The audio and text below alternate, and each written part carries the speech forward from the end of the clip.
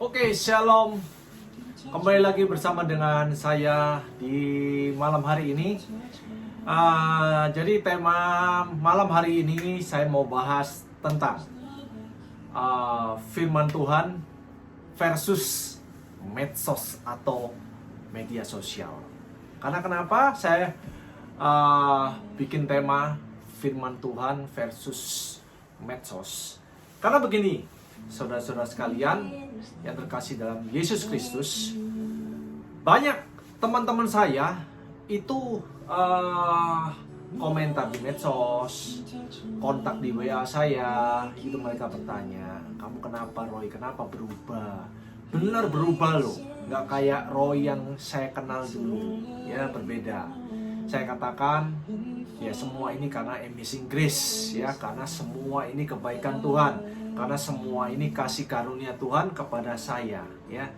Dulu saya sebelum dilawat sama Tuhan, saya selalu mengatakan gara-gara corona saya jadi begini, gara-gara corona saya jadi begini.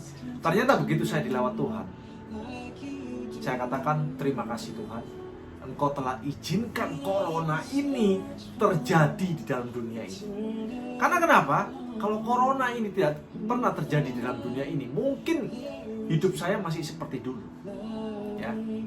Tapi malam hari ini saya tidak membahas tentang diri saya, tapi saya akan membahas tentang permasalahan apa sih firman Tuhan versus dengan media sosial.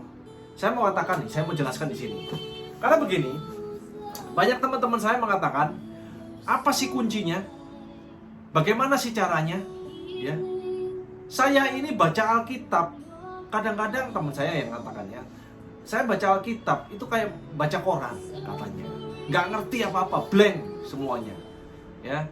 Terus ada lagi teman saya katakan, ya, saya baca Alkitab itu nggak ada waktu, ya, karena sibuk dengan main medsos. Oke, ya. Terus ada lagi teman saya nggak ada waktu baca Alkitab, ya. Saya sibuk main game. Pulang kerja udah capek, saya main game, udah tidur. Sekalian guys, saudara-saudara yang kasih, saya kasih tahu ya. Saya dulu juga begitu. Saya selalu nggak ada waktu. Pulang kerja, mandi, makan, ya. Udah, langsung saya lihat-lihat medsos, ya, lihat YouTube lah, apalah, dengerin lagu-lagu yang gak jelas apa segala, ya. Begitu saya dilawat sama Tuhan. Nah, saya katakan, teman saya mengatakan, ya kan, gak ngerti. Ini saya mau bahas poinnya nih.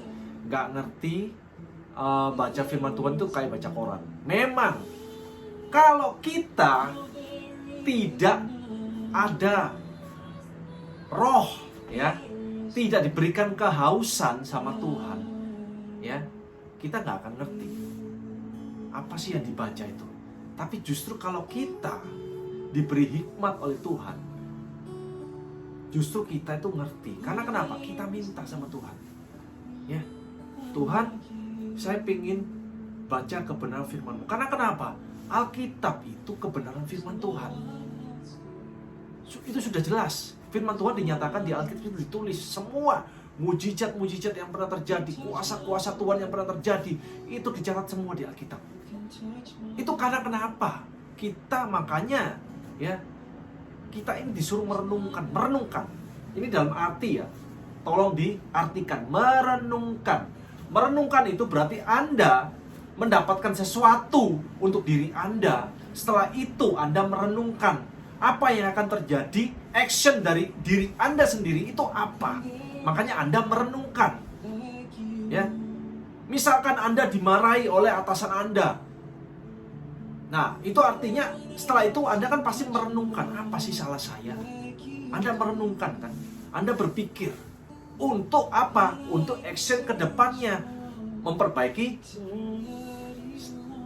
kerja Anda gimana supaya lebih baik lagi, ya kan? Begitu juga dengan firman Tuhan. Ya, kita disuruh merenungkan. Itu yang teman saya satu. Teman saya lagi mengatakan, saya nggak ada waktu, sibuk main medsos. Oke, kita nggak ada waktu, tapi kita berikan waktu kita untuk hal-hal yang sia-sia. Karena pengkhotbah mengatakan segala sesuatu semuanya itu adalah sia-sia. Anda main medsos, Anda main game, dari pagi bangun tidur melek, ya, sampai malam lagi mau tidur, sampai subuh pagi tidur main game. Anda bisa berjam-jam, ya. Karena kenapa? Karena di dalam diri Anda, di dalam jiwa, makanya saya katakan sebelumnya YouTube saya mengatakan jiwa itu penting, ya. Kalau jiwa Anda, saudara-saudara itu haus akan Tuhan, ya, pasti Anda ingin merenungkan firman Tuhan, baca firman Tuhan. Saya dulu gak ada waktu, sama. Begitu saya dikasih kehausan sama Tuhan, makanya ada lagu seperti rusa haus akan sungai. Saya diberi kehausan sama Tuhan. Saya minta sama Tuhan, Tuhan kamu mau apa sama hidup saya? Oh saya mau ini nih Tuhan yang katakan kepada saya. Sudah terserah kamu Tuhan. Kamu mau bentuk saya apa? Kamu mau banting saya, mau bawa kemana, terserah kamu. Karena saya tahu bahwa rancangan kamu itu bukan rancangan kecelakaan, tapi rancangan damai sejahtera yang penuh harapan. Itu janji Tuhan dalam Yeremia 29 ayat 11. Ya. Makanya bagaimana caranya supaya kita tidak kalah dengan sosial media, dengan media sosial, ya. Waktu kita habis di situ, di game, di sosial media, kita lihat Facebook, kita lihat Instagram, boleh. Saya tidak melarang saudara-saudara untuk main medsos, karena memang sudah zamannya sekarang main medsos, itu boleh. Anda main medsos. Begitu juga dengan saya. Saya juga sampai detik ini masih main medsos. Tapi saya harus tahu di mana saya kasih waktu yang terbaik buat Tuhan. Bukan saatnya Anda begitu datang pulang rumah, Anda mandi, makan apa segala ini, Anda melakukan ini, Anda melakukan main medsos apa segala ini, melihat berita-berita di medsos. Setelah itu pada waktu Anda sudah ngantuk, baru Anda mau baca firman Tuhan. No, Anda nggak akan ngerti. Karena kenapa? Anda tidak berikan yang terbaik buat Tuhan. Justru Anda harus balik. Makanya saya katakan kepada teman-teman saya, rubah sikapmu. Berikan yang terbaik sama Tuhan. Saya mau katakan kepada saudara-saudara, kalau saudara diberikan yang tidak terbaik dari Tuhan, mau? Anda kan mau yang terbaik dari Tuhan. Makanya saya mau katakan, kalau Anda mau, berarti Anda harus nge-treat Tuhan kita. Anda harus memperlakukan Tuhan kita. Makanya, ini belajar firman Tuhan. Yosua 1 ayat 8 mengatakan, renungkanlah firmanku siang dan malam, maka kamu akan beruntung dan segala perjalananmu akan berhasil.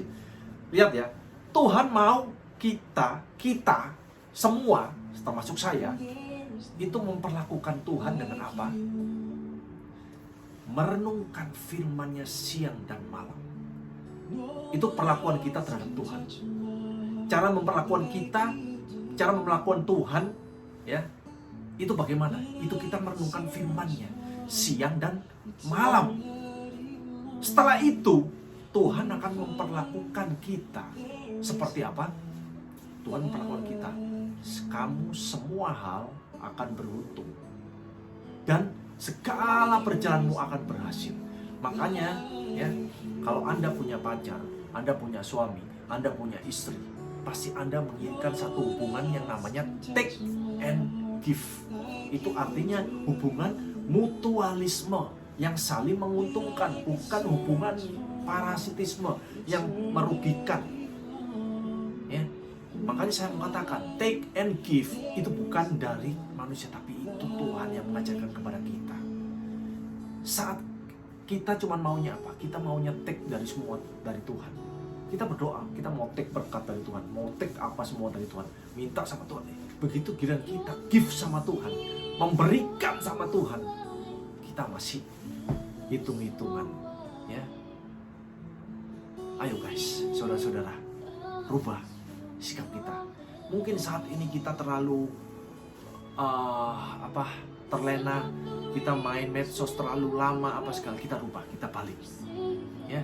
Kita berikan waktu yang terbaik, kita perlakukan Tuhan kita give sama Tuhan, ya. Tuhan akan take something, ya, buat kita. Itu yang contoh ya. Kita disuruh merenungkan firman, kita memperlakukan Tuhan, kita renungkan firman-Nya. Karena kenapa? Firman Tuhan itu tertulis dalam Alkitab, saudara. Semuanya di situ. Apa yang terjadi? Karena kenapa? Kalau kita merenungkan, kita akan berpikir, ya, bahwa Tuhan kita dari dulu sampai sekarang itu gak pernah berubah. Berarti kuasa Tuhan yang bisa menyembuhkan orang lumpuh, menyembuhkan orang buta, membangkitkan Lazarus dari kematian.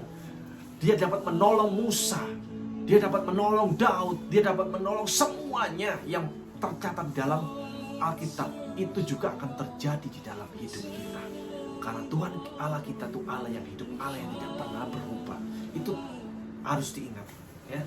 Itu contoh Yosua 1:8, ya.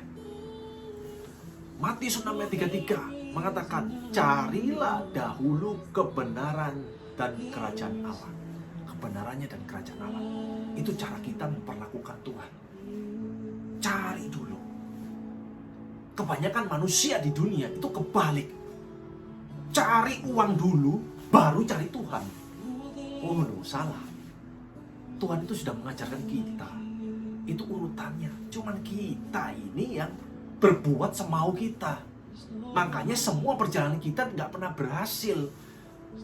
Padahal kalau kita merenungkan, kita nurut sama Tuhan. Nurut aja deh, ya. Kuncinya itu nurut aja sama Tuhan. Apa yang di dalam Alkitab tuh nurut aja udah. Wes lah, enak nurut itu. Tuhan akan kasih sesuatu yang nggak pernah Anda pikirkan, saudara pikirkan, itu terjadi. Benar. Mungkin saat ini Anda ada masalah, Anda ada sesuatu hal yang begitu macam-macam, Anda sakit. Makanya saya katakan, ya. Makanya firman Tuhan itu semuanya take and give. Yeremia 17 ayat 5. Kalau kamu mengandalkan kekuatanmu sendiri, Tuhan sudah ngomong, terkutuklah kamu. Ya kan? Di ayat yang ke-7, Tuhan ngomong, kalau kamu mengandalkan kekuatan Tuhan, kamu sudah memberikan kepada Tuhan, mengandalkan kekuatan Tuhan, kamu akan diberi Tuhan apa? Diperlakukan Tuhan seperti apa? Kamu akan diberkati seperti pohon yang dialiri air. Bayangin, pohon yang kalau dialiri air terus, itu gak pernah mati, hidup terus. Anda mau seperti itu? Come on. Yang suka main medsos, ayo teman-teman saya semuanya, yang saat ini gak ada waktu buat Tuhan, baca firman Tuhan, ya. Sudah jelas ditulis itu, ayo pakai imanmu, percaya. Iman itu adalah dasar segala sesuatu. Ya, YouTube saya sebelum mengatakan, Ibrani 11 ayat 1 mengatakan, iman itu dasar segala sesuatu yang kita harapkan dan belum kita lihat. Itu, ya. Pakai iman kita. Kalau kita renungkan firman Tuhan, itu janji Tuhan apa? Tuhan memperlakukan kita apa? Kita akan beruntung terus, dan segala perjalanan kita akan berhasil. Apapun yang kita lakukan itu akan selalu berhasil. Asal kuncinya, jangan kamu cuma tik maunya berhasil, tapi kamu gak mau merenungkan firman Tuhan. Saya mau katakan kepada saudara, saudara mau berhasil kan dalam hidup saudara? Mau kan? Pasti. Renungkan firman Tuhan. Jangan kamu hanya mau sesuatu dari Tuhan, tapi kamu tidak mau memberikan sesuatu yang Tuhan mau. Come on, take and give. Jangan kalah dengan sosial media. Renungkan firman Tuhan. Saya juga sama. Saya nonton Piala Dunia sampai pagi. Oh, kapan saya merenungkan firman? Kapan saya worship, penyembahan sama Tuhan? Saya baca firman Tuhan. Sebelum pertandingan mulai, sebelum apapun semua mulai, saya baca dulu firman Tuhan. Saya kasih waktu yang the best sama Tuhan dulu. Saya nggak mau Piala Dunia. Nanti kalau sudah nonton Piala Dunia capek, ngantuk, tertidur, ya lupa. Begitu penyembahan, waktunya penyembahan, Tuhan akan gerakkan saya. Come on Roy, ayo sembah dulu. Biar aku berbicara kepada kamu. Apa yang harus kamu lakukan dalam hidup ini? Wow, itu bagus, enak tuh, mantep tuh kalau Tuhan sudah ngomong kayak gitu. Oh, saya matiin semua. Saya pakai Walkman, saya dengerin lagu penyembahan, ya. Begitu emosi saya terangkat, saya sembah Dia, saya berdoa sama Tuhan. Disitulah Tuhan berbicara kepada saya. Yuk teman-teman saya, come on, kalian bisa. Banyak yang ngomong sama, wah kamu dipakai sama Tuhan luar biasa begini. Enggak saya. kalian semua juga bisa dipakai sama Tuhan. Tuhan gak pandang bulu. Tuhan gak lihat kamu, background kamu apa. Background kamu penjahat, bajingan, bangsat kayak apa yang dulu background kamu, pemabuk, peminum, apa segala, perokok segala. Kalau Tuhan sudah lawan. Ingat, Paulus itu siapa? Sebelum namanya menjadi Paulus, dia seorang Saulus yang membunuh orang-orang yang memberitakan kebenaran firman Tuhan. Dibunuh semua. Tapi Tuhan justru pakai pembunuh untuk memberitakan kebenaran firman Tuhan. Itu Tuhan kita. Tuhan tidak pernah memanggil orang-orang yang benar, tapi Tuhan memanggil orang-orang yang tidak benar untuk menjadi benar. Itu Tuhan kita. Ya. Tuhan menjadikan seorang pelacur yang bertobat untuk memberitakan kebenaran firman Tuhan. Itu Tuhan kita. Anda tahu Billy Graham ya? Pendeta yang terkenal. Nah, dia dulu itu seperti apa waktu kecil? Dari keluarga broken home. Dia nggak ngerti tentang, dia nggak kenal firman Tuhan. Tapi dia datang masuk ke tenda putih. Ada kakak di situ. Dia dengarkan firman Tuhan. Tuhan jamah dia. Tuhan lawat dia. Akhirnya dia menjadi. Makanya Billy Graham, dia punya satu pertanyaan buat Tuhan pada saat nanti kalau dia sudah masuk ke surga ketemu sama Tuhan. Dia akan tanya sama Tuhan, why me God? Kenapa saya? Bayangin, kalau kamu sudah ditunjuk sama Tuhan, kamu sudah dilawat sama Tuhan, kamu mau dipakai sama Tuhan, Tuhan tidak akan pakai kamu semuanya seluruhnya jadi pendeta, jadi evangelis, jadi pembicara apa. Tuhan pakai kamu tuh berdasarkan talenta apa yang kamu punya. Itu Tuhan pakai. Pada saat Tuhan sudah pilih kamu, kamu gak bisa apa-apa. Kamu cuma ngomong, why me God? Saya juga begitu, kenapa Tuhan saya? Saya bisa apa Tuhan? Saya ini begini, background saya begitu, begini. Tapi Tuhan kalau sudah pilih, mau apa? Itu Tuhan kita. Luar biasa. Saya dulu yang gak bisa merenungkan firman Tuhan, gak ada waktu untuk baca Alkitab. Tuhan balik semuanya. Tuhan buat saya untuk merenungkan firman Tuhan. Dari situ setiap hari Tuhan kuatkan saya melalui firman. Dulu saya dengarkan lagu-lagu dunia, saya dengarkan lagu-lagu penyembahan, saya dengarkan firman Tuhan, dulu saya gak pernah dengarkan. Begitu sekarang saya kerinduan saya setiap hari. Itu Tuhan kita. Makanya saya mau katakan kepada saudara-saudara kalian, teman-teman saya semuanya yang nonton YouTube saya, come on! Kita masih ada kesempatan dalam hidup ini. Rubah. Jangan sampai pada saat kita menghadap Tuhan kita, ketemu sama Tuhan kita, kita ditolak sama Tuhan kita. Tuhan akan katakan, apa yang sudah kamu perbuat untuk aku selama kamu hidup? Belum Tuhan. Kalau Tuhan menolak kamu, sudah tidak ada kesempatan lagi. Hidup kita itu seperti uap.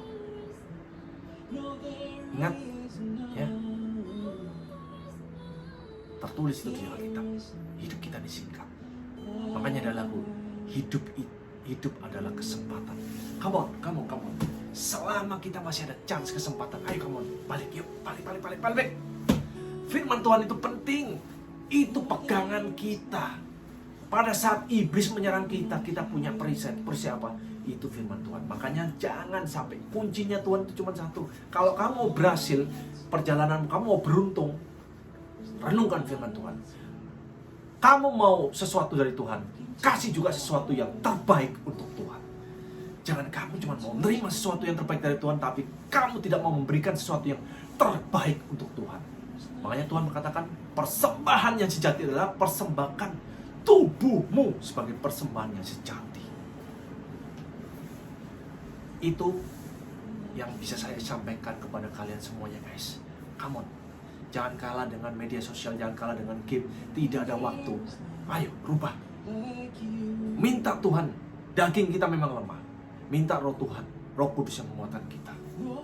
Minta Tuhan, aku pingin haus, aku pingin ini, aku pingin. Tuhan akan kasih. Dan dari situ, perjalananmu akan berhasil. Tidak akan pernah gagal. Itu janji Tuhan. Janji Tuhan itu yes dan amin. Tuhan Yesus memberkati saudara-saudara.